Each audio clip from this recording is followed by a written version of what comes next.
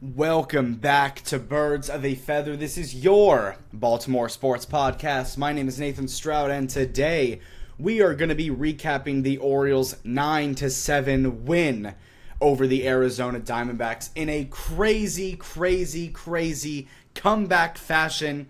The Orioles were down 7-1 in this game, and they ended up winning 9-7. Thanks to Jeremiah Jackson, thanks to Pete Alonso, thanks to the true effort of this team. And this game had it all. It had everything you wanted to see in a baseball game. It had crazy moments from Jeremiah Jackson hitting a foul ball back at new manager Craig Abernaz's face. And then we later learned this morning that he broke, I think, like 7 bones in his cheek, and he fractured his jaw. It was a crazy situation, but he came back out. Jeremiah Jackson himself hitting a grand slam, having 2 home runs yesterday, including a grand slam that got the Orioles back in the game. Pete Alonso having his first Orioles moment. He hit the 2-run, pretty much game-winning home run. It was the go-ahead homer for the Orioles in the 8th inning. Pete Alonso had his first Orioles moment. We've been waiting to see it. We've been waiting to see Pete Alonso have that moment, do his thing. We've really been waiting for it. Like, we have, he's struggled a lot this season. We know how much he's struggled. You know, he wasn't hitting the home run well. Like, he wasn't having any home runs. He wasn't hitting well for average. His defensive plays at first base weren't great. And a lot of fans were starting to get a little bit worried about him, including me. I was starting to get a little bit worried about Pete Alonso. You pay this guy $150 million, but last night he hits a 2-run homer in the bottom of the 7th inning to give the Orioles their first lead of the night, and the Orioles won it from there. They got the next 6 outs thanks to Ryan Helsley and Rico Garcia, and the Orioles win 9-7. They've now won, I think, 6 of their last 7 games. They're currently sitting at 9-7 on the year. It's looking very nice. Looking very fun, very nice. The Orioles lead this series against the Diamondbacks 1-0, and let's just go over this game. So going over this Diamondbacks and Orioles game, obviously it was a crazy game. The Orioles were down 7-1. It felt like this game was over. It felt like the Orioles were out of it, and the Orioles of last year, the Orioles of 2025, would not have come back into this game. The mentality, the energy, and just the overall identity of this team didn't have like that comeback juice in them, if that makes sense. Like they just didn't have it, you know. Like last year, if they went down 4 or 5 runs, they would have just laid over and died and lost the game and moved on to the next day. And that's what I thought that the Orioles were going to do in this game until Jeremiah Jackson hit that grand slam and until the Orioles had that 5-run 6th inning to get them back in the game. They were down 7-6. Pete Alonso then hits the go-ahead homer to put us ahead 8-7. And then Jeremiah Jackson gives us 1 extra insurance run in the 9th inning, or in the 8th inning, to have his second homer of the day, to make it 9-7, where the Orioles ended up winning. I want to shout out Rico Garcia and Ryan Helsley. They were incredible in this game, like they've both been all year. Dean Kramer got his first start of the season yesterday. We sent Cade Povich back down to AAA, like I said in the video yesterday, which does suck. It's very unfortunate. That is the business. You know, Cade Povich had an incredible outing in his first start, or in his second start of the year, and he got sent back down. We called Dean Kramer up, and he didn't look too bad. He had 9 strikeouts through 5 innings, which is pretty damn good. But he did give up 6 hits, no walks, and gave up 2 runs across 5 innings, including 3 home runs. That was the big thing. Nolan Arenado and Ketel Marte both had 2 home runs each yesterday for the Diamondbacks, and yesterday there was 7 total home runs hit in the game, so the balls were flying last night in Baltimore. But Dean Kramer, it says he only gave up 2 runs. He technically gave up 4, but 2 of them were from errors, so they weren't technically, earned runs, I guess. But he did give up 4 runs technically, but it was only 2. You know what I mean. But Dean Kramer, 5 innings, 2 runs, 9 strikeouts, including 3 home runs. So not the greatest outing in the world. Again, the 9 strikeouts through 5 innings I do like to see, and the fact that he was even able to get through 5 innings, I guess, is cool, because we've rarely had Orioles pitchers this season even get past 4 innings sometimes. It feels like a struggle sometimes for them to even get into the 6th inning. But Dean Kramer was able to get through 5, had a decent outing. I think that they're probably going to keep him on the roster. I don't know if the Orioles are going to go back to a 6-man rotation or they're going to stay at a 5-man. Because obviously you have Rogers, Bradish, Baz, and Bassett kind of locked in at that 1 through 4. But then you have your 5th starter and potentially your 6th starter being Cade Povich and then Dean Kramer before you kind of flip the rotation back around and go back to Rogers. So I'm not really sure what they're going to do. I'm sure they're just testing out Kramer and Povich. Povich did have a better start 2 days ago in his start that he had, so we'll see who they decide to go with, if they're going to keep a 5-man rotation or a 6-man. But Dean Kramer and Cade Povich both had pretty okay starts. So Albert Suarez, he was in the bullpen yesterday. He was able to pitch 2 innings out of the bullpen, and after the Albert Suarez outing, I thought that this game was over because he pitched 2 innings, gave up 4 hits, 1 walk, and 3 runs, including a 3-run homer to Nolan Arenado in the 6th inning. That's when I thought that the game was over. I really did. I thought that the game was over after that, to be completely honest with you. Albert Suarez, I don't really know why we continue to pitch him like we do. But he put us in a lot of danger yesterday, sitting at a 5.14 ERA this season, 2 innings, 3 runs, including a 3-run homer to Nolan Arenado. But Rico Garcia continues to be lights out, literally. He has not given up a single hit all season long. Rico Garcia, 1 inning, no hits, no walks, no runs. Perfect. 0.00 ERA. He has been a gem for the Orioles bullpen this year. Same with Anthony Nunez. Both of those guys have been elite for the Orioles this year. And then going over to the closer, obviously Ryan Helsley gets his 5th save of the year. He is 5 for 5 on saves and opportunities.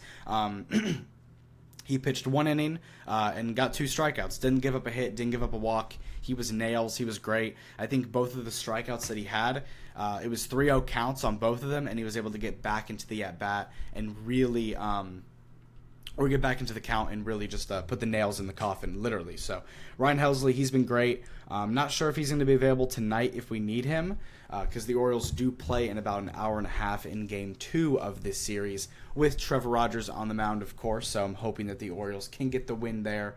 But going over to the offense, the Orioles offense only had 8 hits in this game, but they did score 9 runs off those 8 hits. They had 8 hits, they got walked 4 times, they hit 3 home runs, and they scored 9 total runs overall.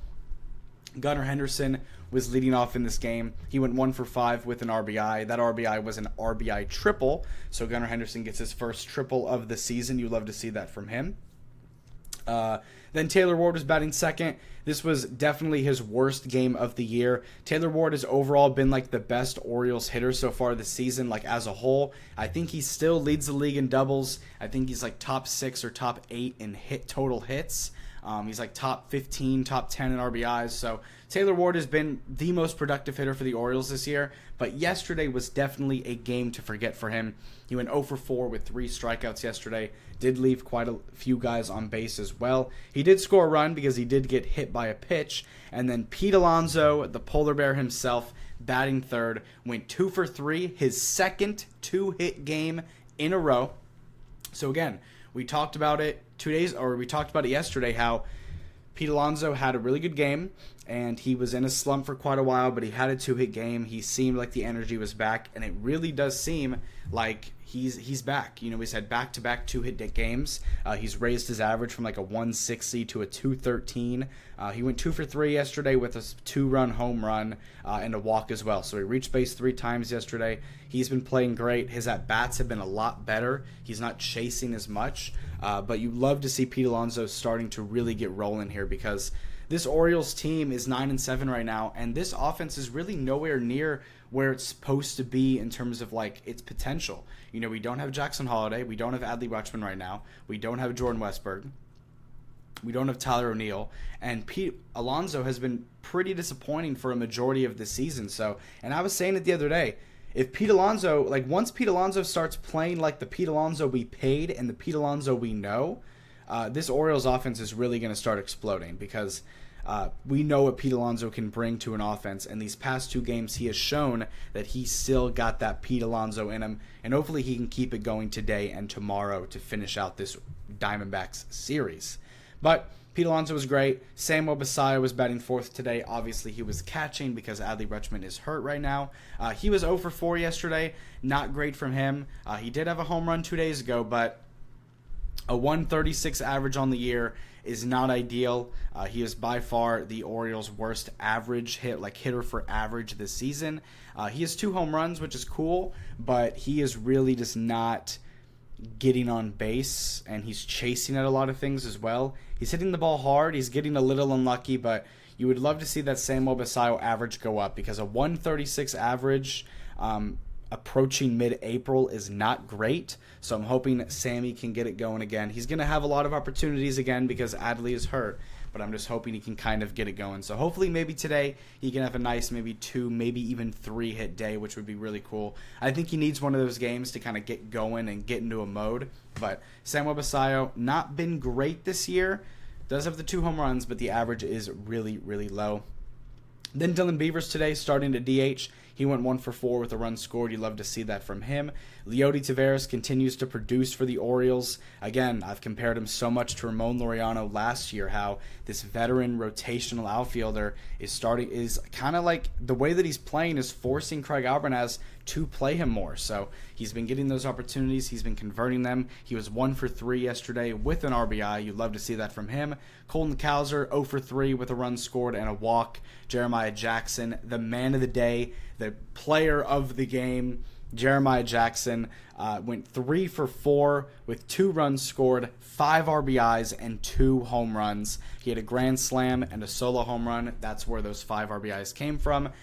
And he got on base 3 times. 3 for 4, 2 runs, 2 home runs, 5 RBIs, including a grand slam. He was excellent in this game. And there was this funny graphic that someone from Arizona tweeted out. And it was basically saying, like, in the city of Arizona, you can, like, track Google searches and, like, how much they spike based on, like, the traffic of the searching of the certain players.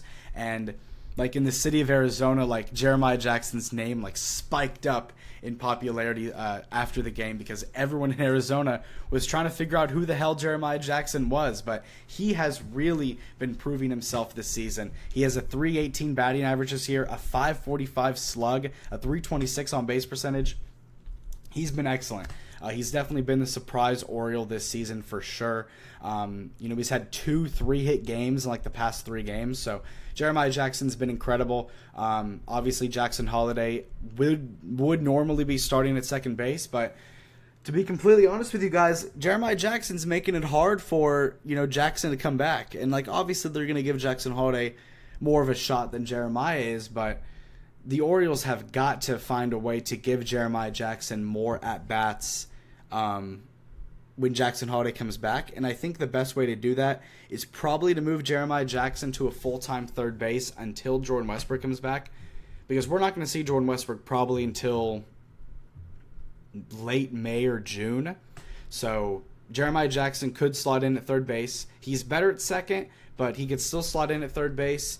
And then you have Jackson Holiday playing second, Jeremiah Jackson playing third, and then Blaze Alexander and Jeremiah Jackson. Blaze Alexander can rotate from third or second base. He can kind of rotate in and out based on need or whatever, if someone wants to play DH or whatnot. But Blaze Alexander yesterday, 0 for 2 with a run and a walk. So Blaze Alexander continuing to put up quality at-bats, continuing to play incredible defense out in the infield. But this offense is starting to click, guys. Like they're starting to click. They've scored 6 runs, and 9 runs in their past 3 games. That's what we've been waiting to see.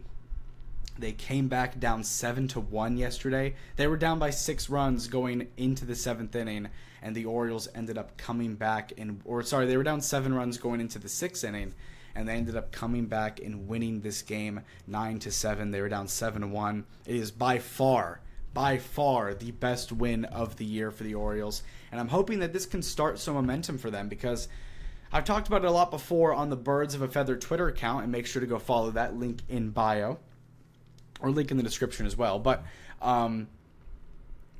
if the Orioles can start going on a run, because right now they are tied for first in the American League East. Like if we go over to the MLB, We go over to standings. I don't know why it's not going to standings. Let's go to the standings real quick. If we go over to the Orioles and go over to standings, it is currently a two-way tie for first place in the AL East. And obviously, again, I'll keep saying it until it's not. It's still early in the year. It's April 14th. It's still early in this season. There's still a lot of games left to go. But the Orioles are currently sitting at 9-7. The Yankees are 9-7. The Rays are 8-7. The Blue Jays are 6-9, and the Red Sox are 6-10. So the Orioles have a 3-game lead over the Red Sox in last, but they're tied for first right now with the Yankees. So got to root for the Yankees to lose. The Orioles are tied for first in the American League East. That is crazy because last year we were never even really in the competition to win the division, and this year I'm hoping things can be different and that they can be competitive, which it's looking like they will be, because if this team is winning games now when all the players aren't really back, by the time we get Jackson back, by the time we get Jordan back, by the time we get Adley back, and some of these bullpen guys back as well, by the time these guys come back, this team could be in a really, really good spot. So it's important to win as many games right now and try and go on a run right now with the depth and talent they have right now, which they still have a ton of, and they're still obviously capable of winning games. But they need to win as many games right now so they can be in a better position by the time that other guys do come back. So I'm really proud of this team for coming back. I'm really proud of this team for the fight that they've shown all year. You can definitely tell that the vibes are different this season. They do have a game today against the Diamondbacks, and I'm actually looking at the Orioles lineup for the first time right now, and it looks like the exact same lineup as yesterday, which is completely fine that they're doing the same lineup as yesterday. Gunnar leading off, then Taylor Ward, then Pete, then Sammy, then Dylan Beavers, then Leody Taveras, then Colton, then Jeremiah, then Blaze. That is completely fine. I love this being the lineup right now. I think right now this is the best lineup that we can put out there. And obviously we do have the good old GOAT himself, Trevor Rogers, on the mound for Baltimore, who's been having an incredible, incredible season. Hopefully he can keep it up tonight. Merrill Kelly is making his season debut for the Diamondbacks today. A solid pitcher. He had a really rough spring training, but hopefully the Orioles can. Hopefully Trevor Rogers and the Orioles can get the job done today. I trust Trevor Rogers on the mound. Hopefully we can give him run support early, because I'm putting all my trust in Trevor Rogers to go out there and win us this game, but we just got to give him some run support. And then tomorrow, it's going to be Eduardo Rodriguez versus Kyle Bradish. Eduardo's having an incredible year. Kyle Bradish is having a pretty rough season, so hopefully Bradish can really start to flip the switch tomorrow. But if we win today, we win the series, which is obviously great. We can go for the sweep tomorrow, but all we need to do is win today with Trevor Rogers on the mound. You have to win when your ace is on the mound. Rogers is on there today, so hopefully we can give him run support and they can go out there and get the damn win. But thank you guys so much for tuning into and listening to this episode of Birds of a Feather. If you like this content, make sure to subscribe on YouTube, follow up on Spotify, make sure to click the link in the bio to check out the YouTube, to check out the Twitter and the Instagram. I post all the time on Twitter. I live tweet every single Orioles game. If you want to follow with Ravens news and Ravens draft news, make sure to follow that as well. And speaking of the Ravens and the draft, for those of y'all who have made it this far, the NFL draft is next Thursday. So we are about 9 days away from the NFL draft. Very, very exciting times. Lots of news regarding the Ravens pick. I'm going to be doing my official mock draft on either Tuesday or Wednesday of next week. I have in mind who I think that the Ravens will take at 14. I'm just going to say it right now. The 3 players that I really would like them to get. It's Viveka Ioane, Jordan Tyson, or Kenyon Sadiq. Those are I want us to draft one of those 3 players, and that is actually the order of how much I like those players and how much I want them. So Ioane is the number 1 option for me, obviously. I might do a video this weekend talking about the Ravens draft pick and who I think that we should get, because I haven't really done anything Ravens related. I'll probably actually do that on Thursday, because this Thursday the Ravens are revealing their new uniform design rework. So that they're holding a big event in downtown Baltimore. So I think I'm going to probably post a video that night giving my initial thoughts and reactions to the new jerseys. And then I'm also going to be talking about the Ravens draft and a few names and the news that we've gotten regarding the draft pick, and also just talk about who I think that we should get at number 14, because the draft is very, very soon. It's come up very quick, so we'll talk about that whenever the time is need be. But I'll see you guys tomorrow. You have a great day. Go Orioles, go Ravens, and I'll see you later. Peace out.